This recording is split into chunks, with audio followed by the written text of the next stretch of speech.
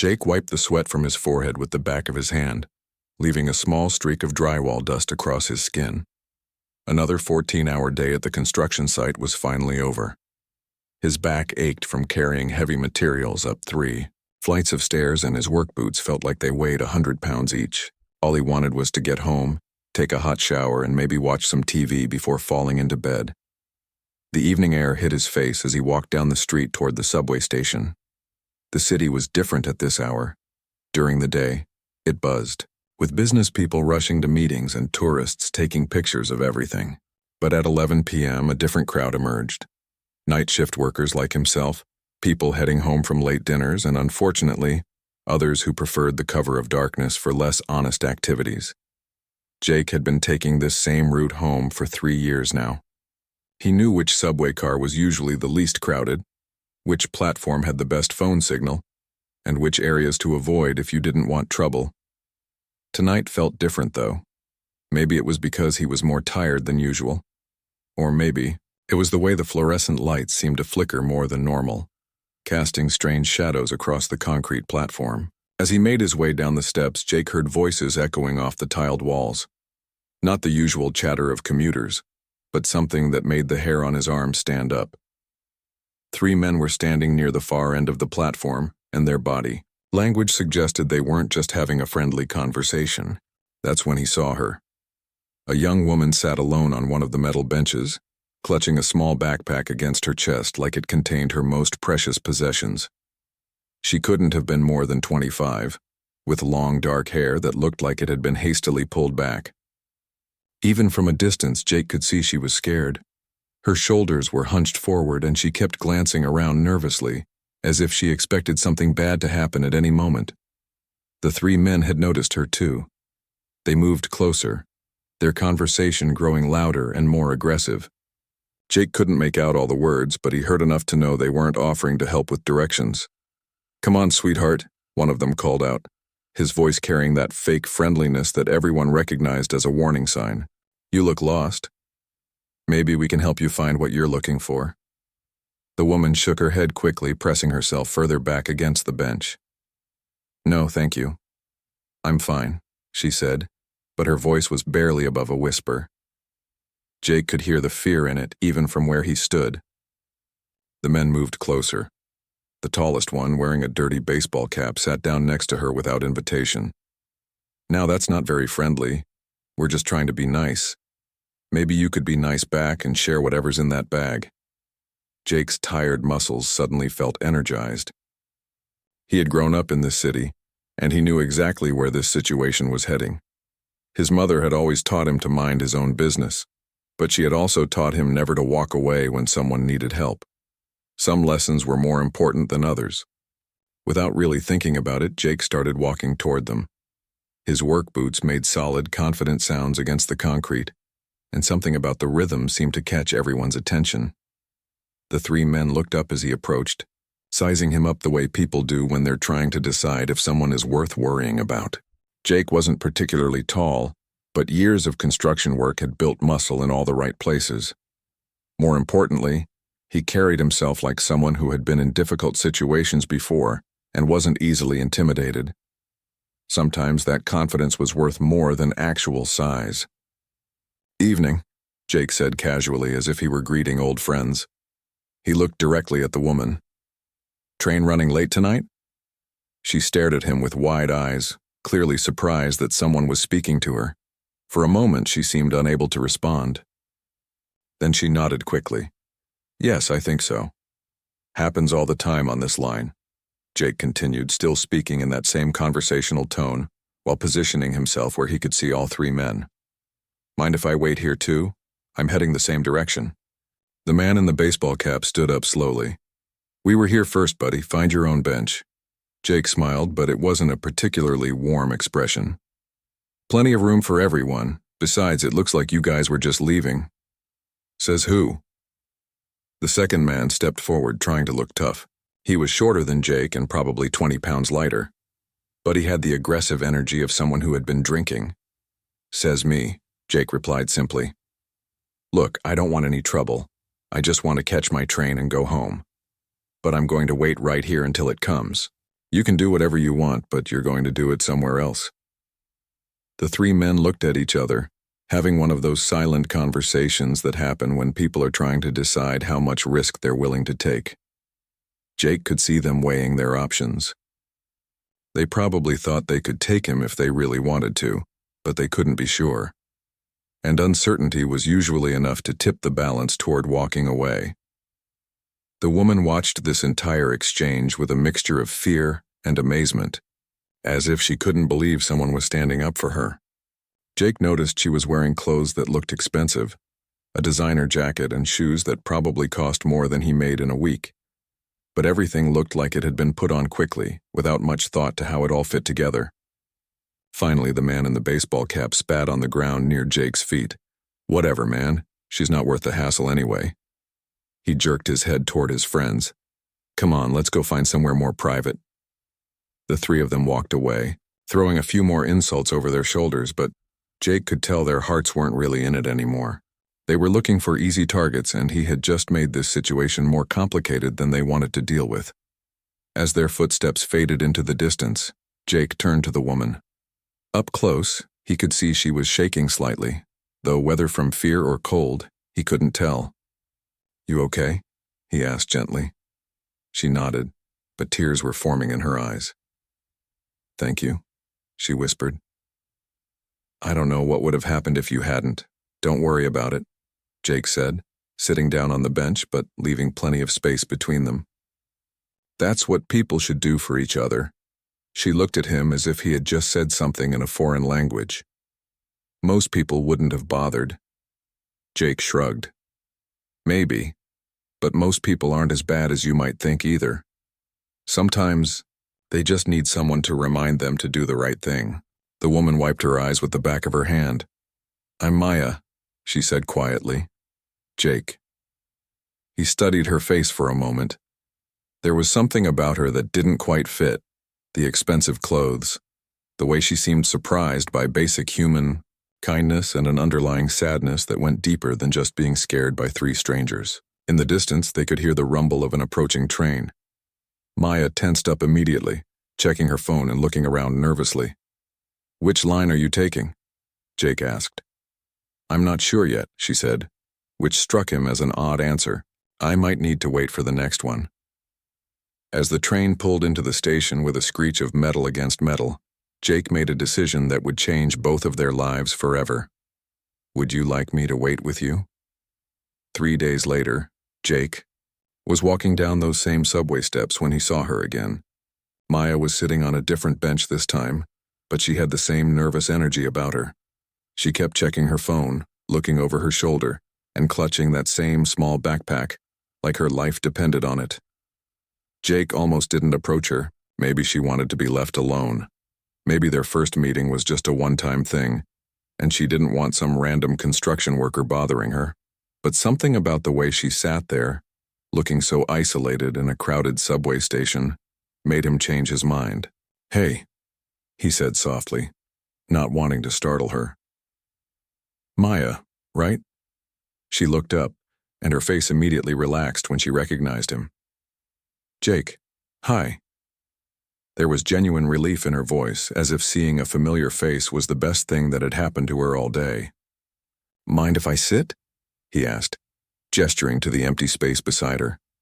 "Please," she said quickly, then seemed embarrassed by how eager she sounded. "I mean, if you want to. You don't have to."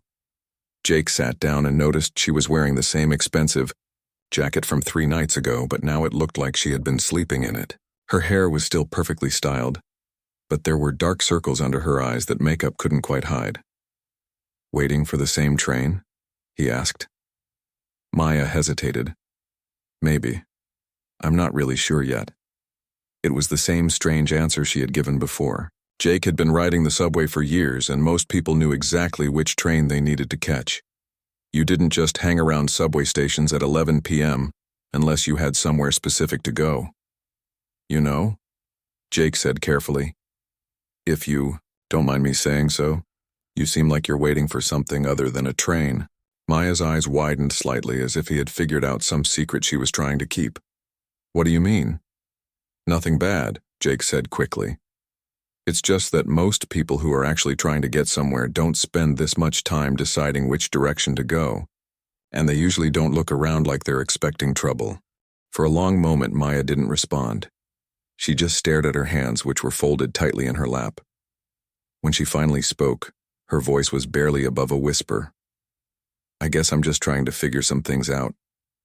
Jake nodded. "Fair enough. We all need time to think sometimes."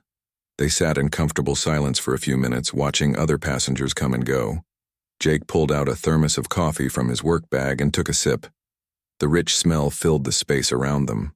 "That smells amazing," Maya said wistfully. "Want some?" Jake offered, holding out the thermos. "It's nothing fancy, just regular coffee, but it's hot." Maya looked at the thermos like it was some kind of treasure. "Are you sure? I don't want to take your coffee." "I made plenty," Jake lied. He had actually made just enough for himself, but something about the way she looked at it made him want to share. "Besides, it's going to keep me awake if I drink all of it." Maya accepted the thermos with both hands, wrapping her fingers around it like she was trying to absorb its warmth. She took a small sip and closed her eyes. "This is really good. Thank you." "My mom's recipe," Jake said. "She always said the secret was adding just a tiny bit of cinnamon." "Your mom sounds nice." "She is. Tough as nails, but nice. She raised me and my little sister after my dad died. Worked 2 jobs and still managed to make us feel like we had everything we needed." Maya listened with intense focus, as if his ordinary family story was the most fascinating thing she had ever heard. "How old were you when your father passed away?" 12. "Car accident." Jake had told this story many times over the years, but for some reason, sharing it with Maya felt different. "It was hard for a while, but Mom kept us together. She's retired now, lives in a little apartment about 20 minutes from here. I try to visit her every Sunday." "That's beautiful," Maya said, and there was something in her voice that made Jake look at her more closely. She seemed almost envious of his simple family life. "What about you?" he asked gently. "You have family around here?" Maya's expression immediately changed, becoming guarded and sad at the same time. "It's complicated." Jake had heard that phrase before, usually from people who didn't want to talk about whatever was bothering them. He respected that. Everyone had things they weren't ready to share. "Complicated can be tough," he said simply. They were interrupted by the arrival of Maya's train, or at least a train heading in the direction she had been watching. But instead of getting up to board it, she just watched it pull away. "Not the right one?" Jake asked. "I guess not," she replied. But something in her tone suggested she hadn't really been planning to get on it anyway. Over the next 2 weeks, Jake started running into Maya at the subway station almost every night after work. It became a routine neither of them mentioned, but both seemed to expect. Jake would find her sitting somewhere on the platform, always, alone, always waiting for trains she never seemed to board. He learned small things about her during those conversations. She loved art museums but hadn't been to one in months. She could discuss classical music like an expert but seemed surprised when Jake mentioned listening to it on the radio while he worked. She knew about expensive restaurants in parts of the city Jake had never even visited, but she always seemed amazed when he shared his homemade sandwiches or offered to buy her a hot dog from the station vendor. The expensive clothes she wore were becoming more wrinkled and worn with each passing day. Jake noticed she rotated between the same 3 outfits, each one clearly costing more than his monthly rent, but all looking increasingly tired. Her designer purse was getting scuffed, and her perfectly manicured nails were starting to chip. Most puzzling of all was the way she reacted to small acts of kindness. When Jake brought her a cup of hot chocolate one particularly cold night, she almost cried. When he offered to share his dinner, leftover pasta his mother had made, she thanked him like he had given her an expensive gift.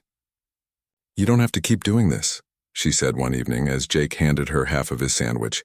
"Sharing your food with me, I mean." "I know I don't have to," Jake replied. "I want to." Maya stared at him like he was speaking a foreign language. "But why?" "Because you're hungry and I have enough to share. That's what people do for each other." "Most people don't," she said quietly. "Maybe you've been hanging around the wrong people." That night, Maya opened up a little more than usual. She talked about feeling trapped, about people watching her all the time, about wanting to make her own choices but feeling like every decision was being made for her. She never gave specific details, but Jake could hear the frustration and sadness in her voice. "Sometimes I feel like I'm living someone else's life," she said, staring at the tracks. "Like I'm just playing a role that was written for me before I was even born." Jake understood that feeling better than she might have expected. "I used to feel that way too when I was younger, like I was stuck following a path that someone else had chosen. How did you change it?" "One small decision at a time. Started with little things like choosing what to have for breakfast or which route to take to work. Then bigger things, like what kind of job I wanted, where I wanted to live. It took time, but eventually I realized I was living my own life instead of just reacting to everyone else's expectations." Maya listened to every word, as if he was sharing some profound wisdom instead of just talking about normal adult life. "It's not that easy for everyone," she said finally. "No," Jake agreed. "I guess it's not, but maybe it starts the same way for everyone, with deciding that you deserve to make your own choices even if other people don't like it." As another train pulled into the station, Jake waited to see if this would be the night Maya actually got on one. But just like always, she watched it leave without moving. "Same time tomorrow?" Jake asked, though he already knew the answer. Maya smiled, the first real smile he had seen from her since they met. "I'll be here." Jake started bringing 2 sandwiches to work instead of 1. He told himself it was just in case he got extra hungry during his long shifts, but the truth was simpler than that. Every night when he met Maya at the subway station, she looked a little thinner, a little more tired, and a lot more worried about something she wouldn't talk about. Tonight was different, though. When Jake reached the platform, Maya wasn't sitting on her usual bench. He looked around, checking the other seating areas, but she was nowhere to be found. For the first time in 3 weeks, she wasn't there. Jake felt a strange disappointment settle in his chest. He hadn't realized how much he had started looking forward to these conversations until the possibility of not having one hit him. He sat down on their usual bench and waited, hoping she might show up late.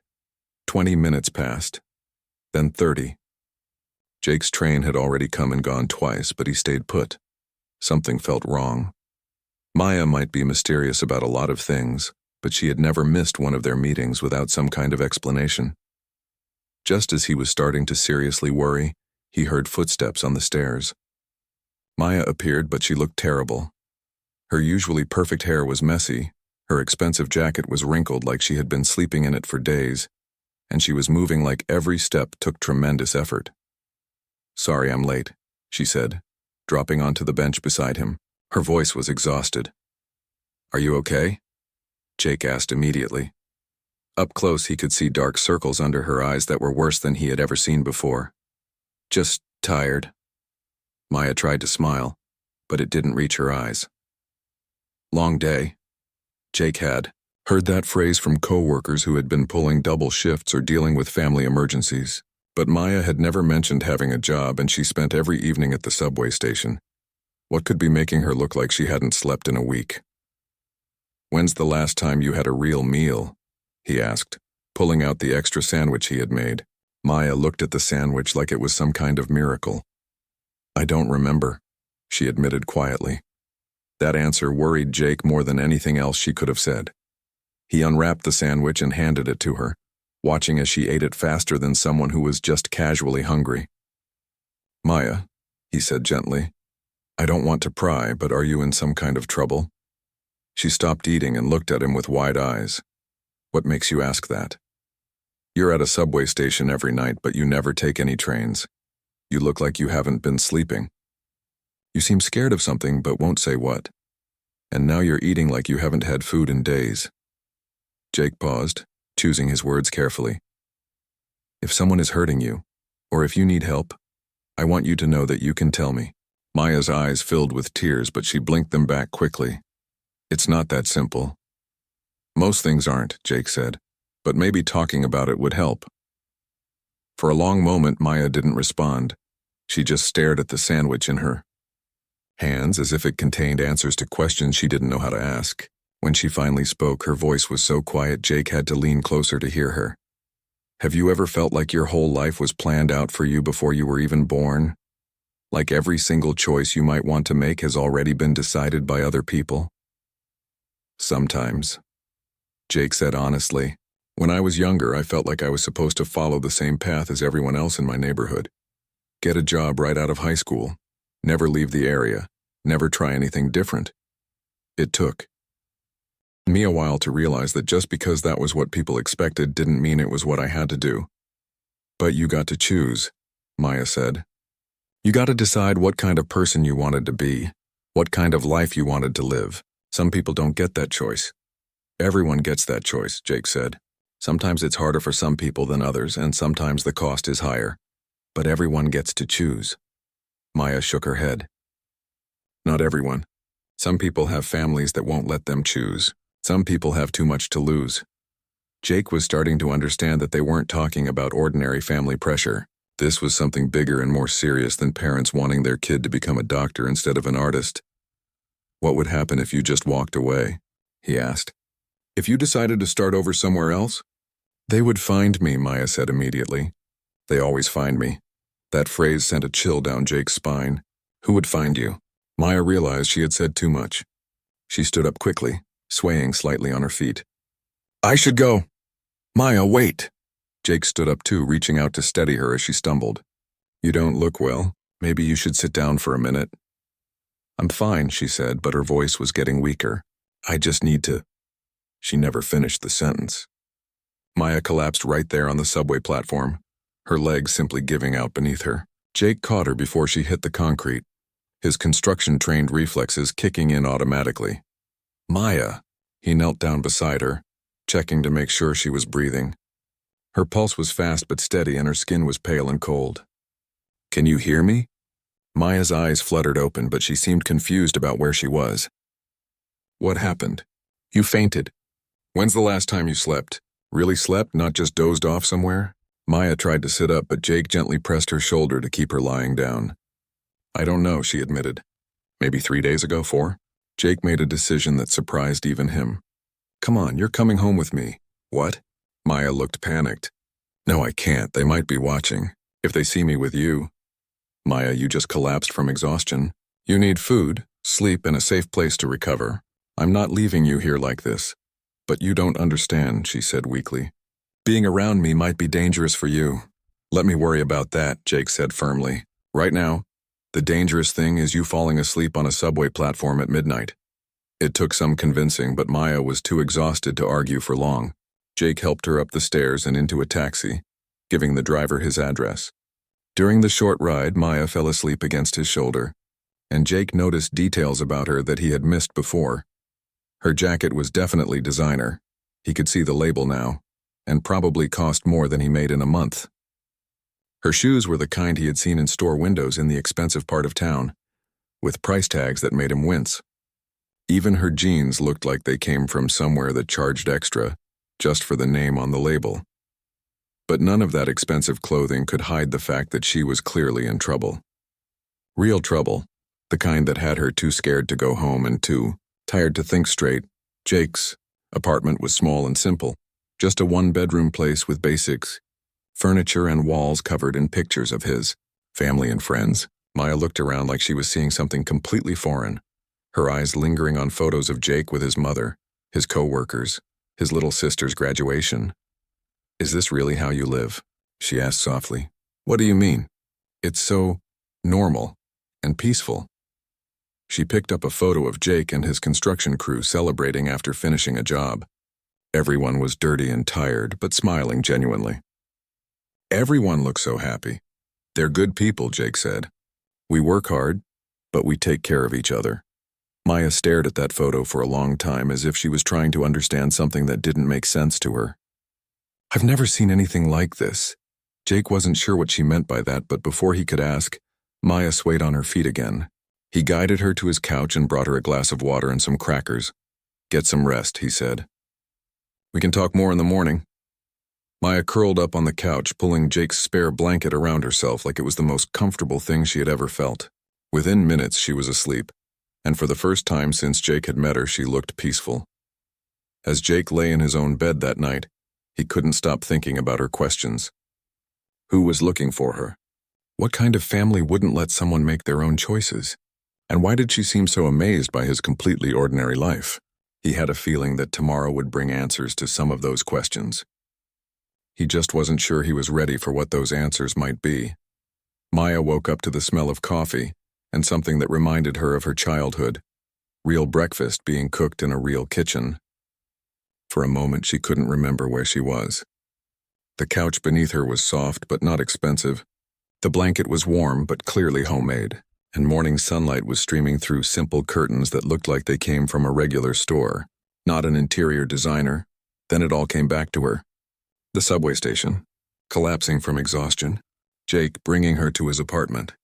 She sat up slowly, realizing she had slept for almost 14 hours straight, the longest she had slept in weeks.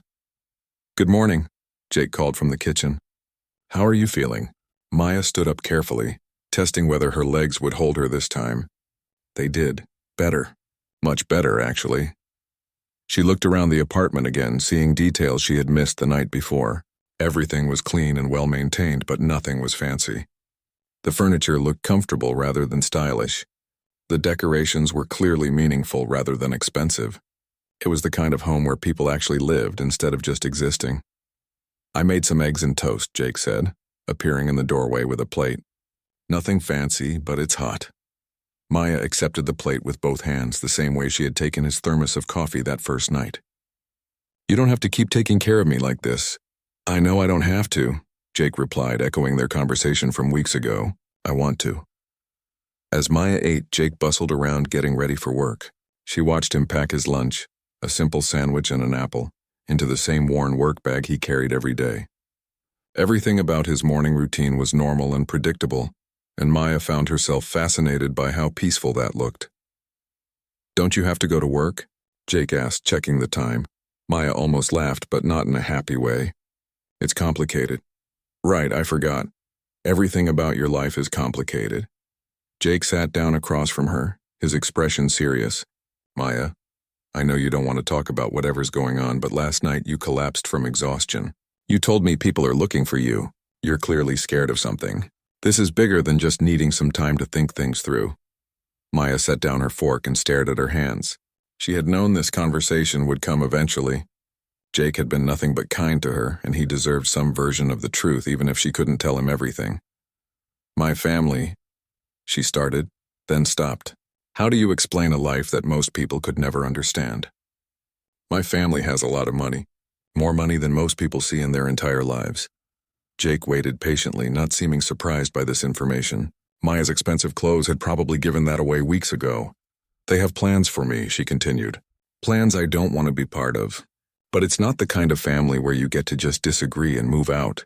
They expect me to do what they say, marry who they choose, and never ask questions about how they make all that money." "What kind of business are they in?" Jake asked. Maya's silence was answer enough. Jake had grown up in this city, and he knew that some wealthy families made their money in ways that couldn't survive too much scrutiny. "So you ran away," he said. "It wasn't a question. I tried to. But they have people looking for me. They always find me eventually, and then I have to go back and pretend to be the person they want me to be." Maya looked up at Jake, and he could see the exhaustion in her eyes had nothing to do with lack of sleep. "I keep trying to disappear, but you can't really disappear when your picture has been in newspapers and magazines your whole life." Jake felt like puzzle pieces were clicking into place. The expensive clothes, the way she seemed amazed by normal kindness, her surprise at his simple family life. It all made sense now. "How long have you been running this time?" he asked. 6 weeks. "It's the longest I've ever managed to stay away." Maya smiled sadly. "Meeting you has been the first good thing that's happened to me in, maybe ever." Jake was about to respond when they both heard the sound of car doors slamming outside. Multiple car doors. Maya's face went completely white. "They found me," she whispered. Jake went to the window and looked down at the street. 3 black cars were parked outside his building, and several men in dark suits were getting out. They looked like the kind of people who carried guns under their jackets and didn't smile very often. "Maya," Jake said quietly, "exactly how powerful is your family?" Before she could answer, there was a sharp knock on the door. Not the kind of knock that neighbors make when they need to borrow something. This was the kind of knock that demanded an immediate response. "Maya Blackwood," a voice called through the door. "We know you're in there. Open the door." Maya's real last name hit Jake like a punch to the stomach. Blackwood. Everyone in the city knew that name. They owned half the buildings downtown, had their names on hospital wings and university libraries, and appeared in the society pages of newspapers on a regular basis. They were also rumored to have connections to some very dangerous people. "You're one of those Blackwoods?" Jake asked, staring at her. Maya nodded miserably. "My father is Vincent Blackwood, and those men outside work for him." The knocking came again, louder this time. "Miss Blackwood, your father is very worried about you. He just wants to talk." "They're lying," Maya said quickly. "My father isn't worried. He's angry. And he doesn't just want to talk." Jake's mind was racing. Maya wasn't just some rich girl with family problems. She was the daughter of one of the most powerful men in the city. And she was hiding in his apartment while her father's security team stood outside his door. "Is there another way out of here?" Maya asked desperately. Jake shook his head. "Fire escape leads to the alley, but they probably have people back there too."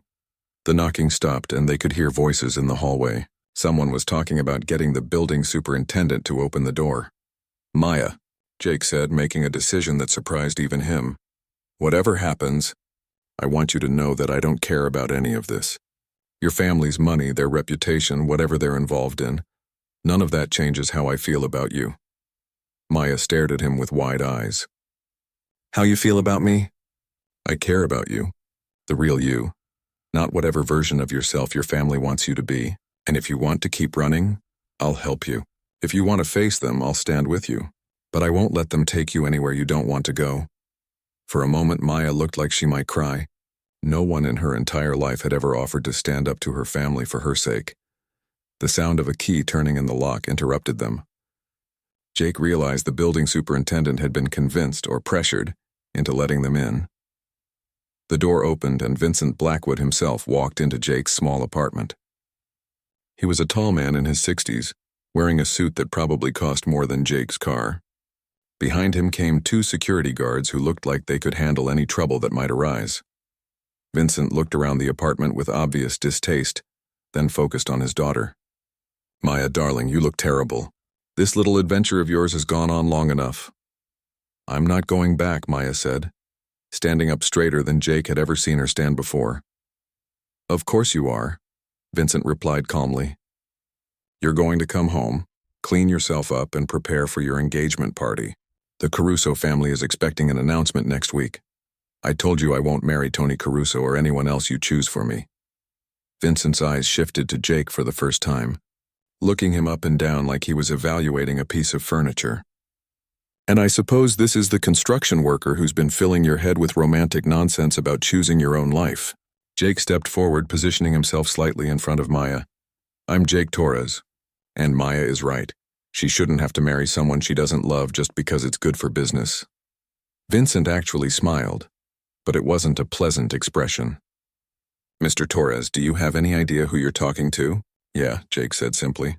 "I'm talking to a father who cares more about money than his daughter's happiness." The silence that followed was so thick you could have cut it with a knife. No one had probably spoken to Vincent Blackwood like that in 20 years. Maya looked terrified and proud at the same time, while the security guards tensed up, waiting for their boss to give them instructions. Vincent reached into his jacket and pulled out a checkbook. "How much, excuse me?" Jake asked. "How much money will it take for you to disappear from my daughter's life and forget you ever met her?" "Everyone has a price, Mr. Torres. What's yours?" Jake looked at the checkbook in Vincent Blackwood's hand, then at Maya, who was watching him with a mixture of hope and terror in her eyes. He could see that she expected him to take the money. In her world, everyone had a price. "You can keep your checkbook," Jake said quietly. "I'm not for sale." Vincent's eyebrows rose slightly. "Everyone is for sale, Mr. Torres. It's just a matter of finding the right amount. 50,000, 100,000? I'm prepared to be very generous." "I don't want your money," Jake replied firmly. "And your daughter shouldn't have to live her life according to your business deals." "My daughter," Vincent said, his voice growing colder, "doesn't understand the responsibilities that come with being part of this family. She thinks she can just walk away from obligations that were set in place long before she was born. Maya stepped forward, and Jake was surprised to see that she was no longer trembling. Those aren't my obligations, Dad, they're yours. You made deals with dangerous people, and now you want to use me to keep those deals working. But I won't do it anymore. Maya, darling, you're being naive. The Caruso family expects this marriage to happen. There are contracts involved, business arrangements that benefit everyone. You can't just throw that away because you've developed feelings for some construction worker. Jake felt anger rising in his chest, but he kept his voice level. Her name is Maya, not darling, and she's not a business arrangement. She's a person who deserves to choose her own life. Vincent looked at Jake like he was an insect that had wandered into his house. Mr. Torres, you have no idea what you're interfering with. My daughter's marriage to Anthony Caruso isn't just about romance. It's about keeping certain partnerships stable. Partnerships that involve people who don't accept disappointment very well. Are you threatening me? Jake asked. I'm explaining reality, Vincent replied. Maya understands what happens to people who cause problems for our business associates. Don't you, sweetheart? Maya's face went pale, but she didn't back down. I know exactly what kind of people you work with, Dad. That's why I can't be part of this anymore. I won't help you clean money through fake marriages and charity fundraisers. I won't smile and pretend I don't know where the money really comes from. Jake felt like he was getting a glimpse into a world he had only heard about in news reports and crime movies. Maya's family wasn't just wealthy. They were connected to organized crime, using their legitimate businesses to hide illegal activities. You're going to come home with me right now, Vincent said, his patience clearly running out. And you're going to marry Anthony Caruso next month as planned. This discussion is over. No, Maya said, and her voice was stronger than Jake had ever heard it. I'm not going anywhere with you. Vincent gestured to his security guards, who stepped forward. Gentlemen, please escort my daughter to the car. She's clearly not thinking clearly. Jake moved to block their path. She said no. The larger of the two guards looked at Jake like he was a minor annoyance. Move aside, sir. We don't want any trouble. Then don't create any, Jake replied. Maya is an adult and she doesn't want to go with you. That should be the end of it. Mr. Torres, Vincent said with a sigh. You seem like a decent young man, if somewhat misguided. I really don't want to have you hurt. Take the money and walk away. Find yourself a nice girl from your own social class and live a quiet, safe life. Jake looked Vincent Blackwood directly in the eyes. You know what the difference is between you and me? You think money can solve every problem and control every person? But there are things in this world that can't be bought. Love is one of them. Doing the right thing is another. How wonderfully idealistic, Vincent said dryly. Maya, you have 10 seconds to decide. Come with me willingly, or my associates will help you to the car. Either way, you're leaving. Maya looked at Jake, and something passed between them. Jake could see her making a decision that would change everything. I want to call the police, Maya said suddenly. Vincent laughed. The police? Darling, half the police department works for our family in one way or another. What exactly are you going to tell them? I'm going to tell them about the money laundering, about the fake charity organizations, about how you forced me to attend meetings with known criminals and made me sign documents I wasn't allowed to read. Maya's voice grew stronger with each word. I'm going to tell them everything I know about how you and the Caruso family do business. The room went completely silent. Vincent's face changed completely, losing all pretense of fatherly concern. Maya, you don't know what you're saying. Yes, I do. For the first time in my life, I know exactly what I'm saying. Maya moved closer to Jake, drawing strength from his presence. I've been keeping records, Dad. Names, dates, amounts of money. I have copies of documents you thought I never understood. And I have recordings of conversations you thought I wasn't listening to.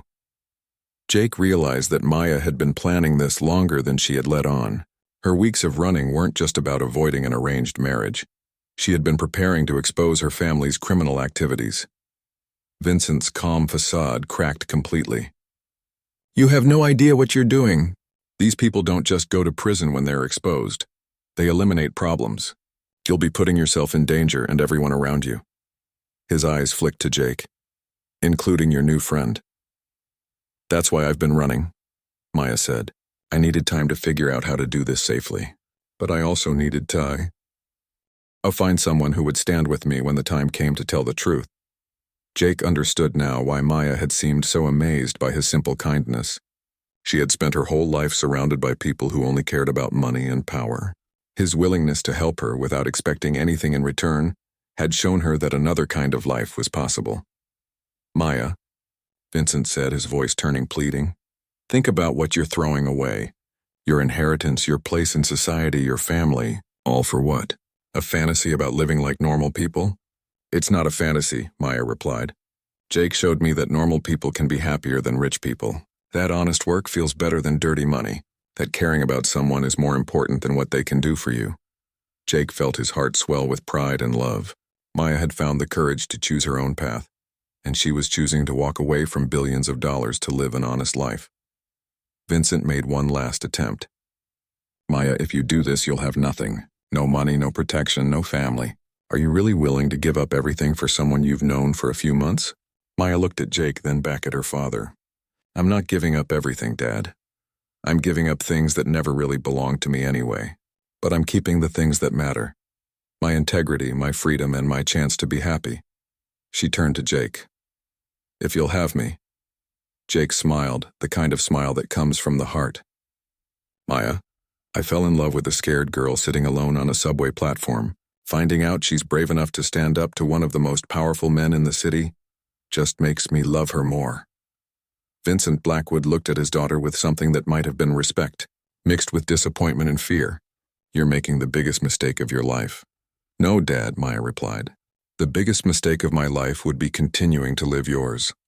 6 months later, Jake and Maya were sitting on a different bench in a small park outside the city. Maya's testimony had helped federal prosecutors build cases against several organized crime families, including her own. Vincent Blackwood was awaiting trial, and Maya was living under a new identity and witness protection. She was working at a local art gallery, making barely enough money to pay rent on a tiny apartment. Her designer clothes had been replaced by simple outfits from regular stores. Her expensive jewelry was gone, and her hands showed the results of learning to cook her own meals and clean her own home. She had never been happier. "Do you ever regret it?" Jake asked, watching her sketch the sunset with a pencil and paper she had bought with her own money. Maya looked at him with eyes that were peaceful in a way they had never been when she was rich. "How could I regret choosing love over fear, choosing truth over money, choosing you over everything else?" Jake kissed her softly. "I love you too. All of you. The scared girl from the subway and the brave woman who stood up to her father." As the sun set behind them, Maya finished her sketch and showed it to Jake. It was a simple drawing of two people sitting together on a bench, but somehow she had captured the contentment and peace of the moment. At the bottom, she had written, "Sometimes the best things in life are the ones you can't buy." Jake couldn't have agreed more.